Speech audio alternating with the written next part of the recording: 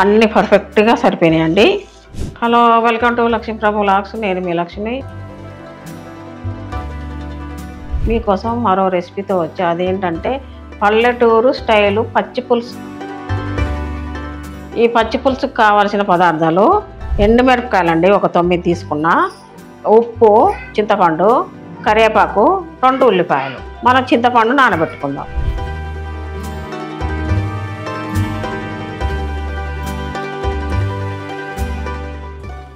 ఈ చింతపండు నానేలోపు ఎండుమిరపకాయలు కాల్చుకుందాం. పదండి, మనం స్టవ్ ముట్టించుకొని గ్రిల్లు పెట్టుకుందాం. దీని మీదనే మనం మిరపకాయలు కాల్చుకుందాం. పల్లెటూరులో అయితే కట్టెల పొయ్యి ఉంటుందండి, మనకు కట్టెల పొయ్యి లేదు కదా, అందుకనే స్టవ్ మీద కాల్చుకుందాం.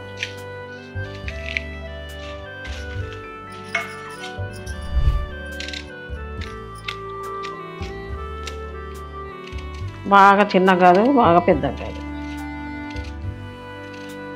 మనము గిన్నెలో వేసేసుకోవాలి ఉల్లిపాయలు. ఇందులో కరివేపాకు కూడా వేసుకోవాలండి. మనం కాల్చుకున్న మిరపకాయలు ఉన్నాయి కదండి, చుంచేసుకోవాలి.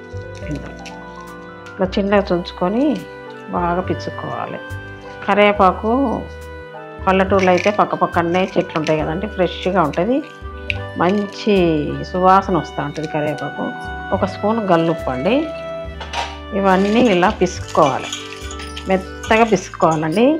మనం ఇట్లా రసాయము, ఈ ఉల్లిపాయల రసాయము వచ్చేటట్టుగా మెత్తగా పిసుకాలి. మిరపకాయలు కూడా మంచిగా నలిగిపోతూ ఉంటాయి. చాలా అంటే చాలా బాగుంటుందండి పచ్చి పులుసు, పల్లెటూరు స్టైలు. పల్లెటూరులో ఏంటంటే పొలం పనికి వెళ్ళేసి అప్పటికప్పుడు పచ్చి పులుసు ఇలా పిసుక్కొని అన్నం తినేసి పడుకుంటారు వాళ్ళు. ఇందులో ఉల్లిపాయలు, ఎండుమిరపకాయలు పిసికిన దాంట్లో మనం చింతపండు మంచిగా పిసుకొని ఇలా పోసుకోవాలండి. ఇంతేనండి, పల్లెటూరు స్టైలు పచ్చి పులుసు రెడీగా అయిపోయింది. దీనికి ఉప్పు, కారం ఎలా, పులుపు ఎలా ఉందో చూస్తాను. అన్నీ పర్ఫెక్ట్గా సరిపోయినాయండి. తొందరగా అర్జెంటుగా చేసుకోవాలనుకుంటే ఇలా పచ్చి పులుసు చేసుకొని తింటే చాలా బాగుంటుందండి.